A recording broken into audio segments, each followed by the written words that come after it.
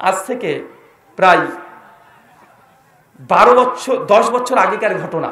আমি যখন প্রথম নতুন ইসলাম থেকে বুঝেছি, একদম নতুন, 2012 পূর্বে আমি কখনো নামাজ বা রোজা বা হজ বা জাকাত বা ওযু করতে হয় কিভাবে এটাও জানতাম না, আল্লাহি একদম সত্য কথা।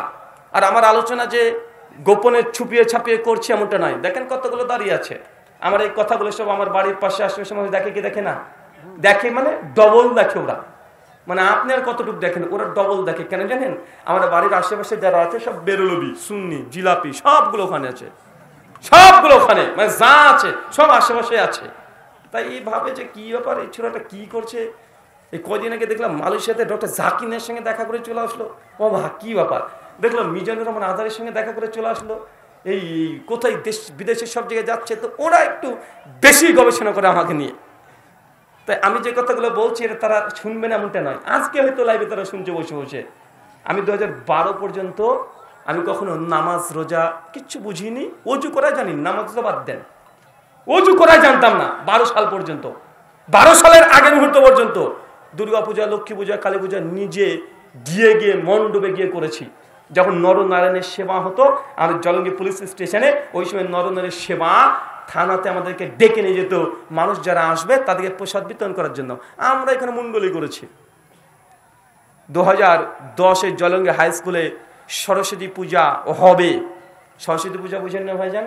তো আমাদের মুসলিমদের কাছ থেকে সবাই টাকা নিয়েছে, স্কুল কমিটির টাকা নিয়েছে। এখন সরস্বতী পূজা চলে এসেছে স্কুলে, এখন অঞ্জলি দেবে। তো অঞ্জলি, তখন আমরাও অঞ্জলি দেবো, আমরা মুসলমান, বুঝতে পারলেন না ভাইজান? তখন তো ইসলাম বুঝিনি। 2010 অঞ্জলি দেব, এই জন্য আমরা উপোস আছি। তো আমাদের ওখানে একজন শিক্ষক ছিল, নাম নিচ্ছি না, কষ্ট পাবে, আমাদের মানে হাই স্কুলের শিক্ষক। উনি তখন বলেছিলেন যে মুসলমানদের অঞ্জলি আগে দেওয়া যাবে না, আগে হিন্দুরা দেবে, তারপরে মুসলমানরা দেবে। আর আমরা তখন প্রতিবাদ করে উঠলাম যে আমরা অঞ্জলি, আপনার টাকা দিয়েছি, আমাদের অঞ্জলি দিতে দেবে না, মানে হিন্দু মুসলমান কেন ভেদাভেদ হবে? মানে একদম নিরপেক্ষ, সেকুলার ধর্ম নিরপেক্ষ ব্যক্তি দিবে না, মানে আমাদেরকে কোনোভাবেই ঢুকতেই দিল না ঠাকুর ঘরে, মানে পুজো মণ্ডপে ঢুকতেই দিল না। আমরা তখন বলছি আমাদেরকে দেবে না, মানে আমরা হেড স্যারকে কমপ্লেন করে দিয়েছি, হেড স্যারও কিছু বলে না। তারপর যখন হলো না তখন বলছে টাকা ফেরত দে, টাকা ফেরত না দিলে ঝামেলা, টাকাও ফেরত দিবে না। আমরা তখন স্কুলের টেবিল চেয়ার যাচ্ছে সব ভাঙাচোরা শুরু করে দিয়েছি। মানে এটা 2012-এর আগের ঘটনা আপনাকে বললাম। আরো অনেক ইতিহাস আছে, আরো অনেক ইতিহাস আছে এই ধরনের। মানে ইসলামের ওযু করা এটা বুঝতাম না।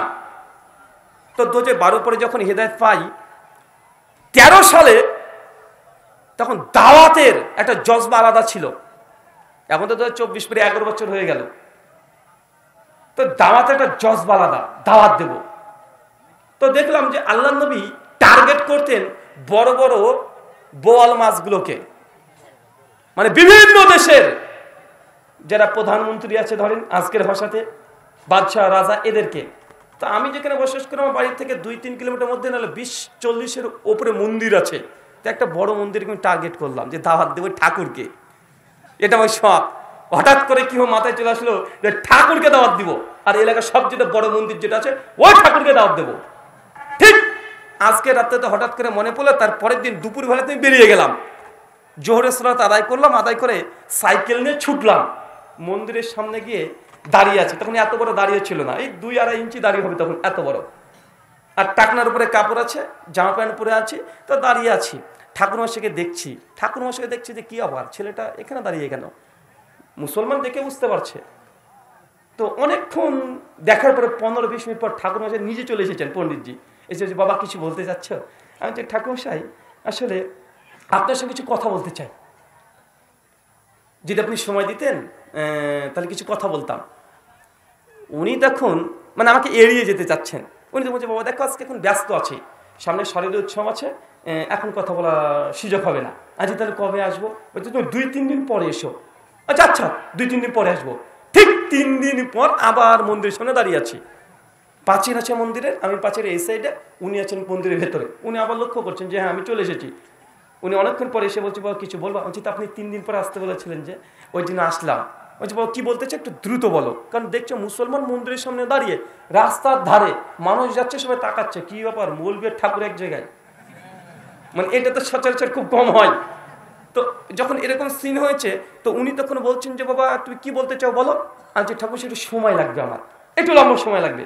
বলছে বাবা অত সময় তো বের করা সম্ভব নয়। তখন আমি আবার চিন্তা করলাম যে এইভাবে ডাল গলবে না, ঘিও উঠবে না, আঙ্গুলটাকে বাঁকাতে হবে। আমি তখন বললাম যে দেখুন ঠাকুরমশাই, আমার বাবা প্রথমে হিন্দু ছিল, তারপর তিনি মুসলিম হয়েছেন। তা আমার জানার আগ্রহ আমার বাবা কেন হিন্দু ধর্ম ত্যাগ করে দিয়ে তিনি ইসলাম গ্রহণ করলেন, এই জানার আগ্রহ নিয়ে সত্য অনুসরণ করতে আপনার কাছে আমি এসেছি, যদি একটু সময় দিতেন। উনি এই কথা শুনেছে, বাবা তাই নাকি? আচ্ছা জি হ্যাঁ। বলছে আসো আসো, ভেতরে আসো ভেতরে আসো। উনি মন্দিরের গেট খুলে দিয়ে, মানে ব্যারিকেড গেট খুলে দিয়ে আমাকে ভেতর ঢুকিয়ে নিয়েছে।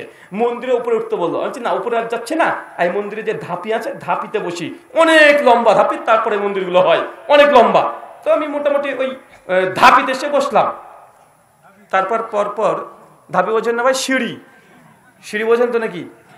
তো ওইখানে বসেছি আমরা দুজন মন্দিরের একদম ইসেই। পরপর 3 দিন গিয়েছিলাম তারপরে ওনার কাছে, ও পণ্ডিতের কাছে, ওকে দাওয়াত দেব ইসলামের। তো 3 দিনের মধ্যে আজকে যে মন্ত্রটা প্রথমে পাঠ করেছি, ওই মন্ত্র অংশ নিয়ে আলোচনা করছিলাম। আমি পণ্ডিতজিকে বললাম, পণ্ডিতজি আমার পিসিমা এখনো তারা হিন্দু, আমার বাবা জ্যাঠা জেঠি যা আছে সব এখনো হিন্দু। আমি এটা মিথ্যা কথা বলেছি এমনটা নয়, ভাবেন না যেন যে ওনার সঙ্গে কথা বলার জন্য মিথ্যা কথা বলেছি। আসলেই আমরা হচ্ছে ফার্স্ট জেনারেশন মুসলিম, প্রথম আমরাই। আমার আব্বার 4 ভাই 3 বোন সব এখনো হিন্দু, সবাই।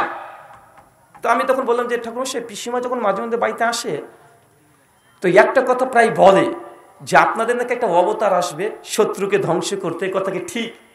উনি তখন বলছে বাবা হ্যাঁ হ্যাঁ অবশ্যই ঠিক, কথা ঠিক, একজন অবতার আসবে। আচ্ছা নাম কি তার? উনি বলছেন যে ওই অবতার নাম হচ্ছে কল্কি অবতার।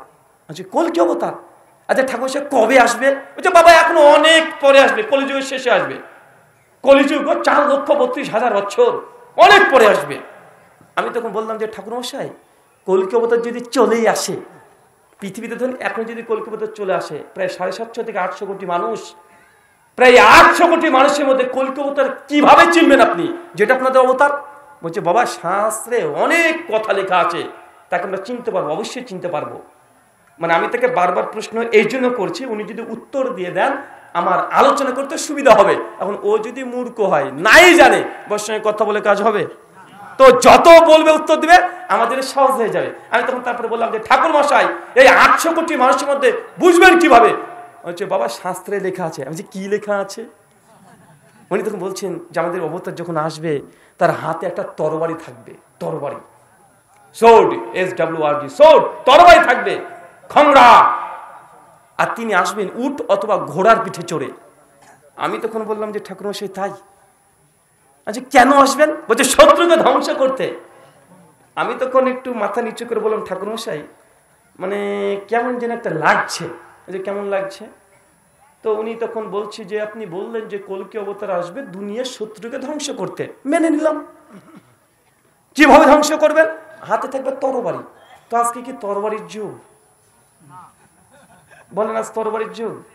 বলছেন এখনো আসেনি, আসবে ভবিষ্যৎ। তো ভবিষ্যৎ এখন তো এমন এমন মিসাইল উঠেছে, আরে সর্বনাশ, এমন এমন মিসাইল উঠেছে 50 কিলোমিটার দূর থেকে যদি এখানে সুইচটি বাজায় মিসাইল মেরে একটা দেশকে উড়িয়ে দিবে।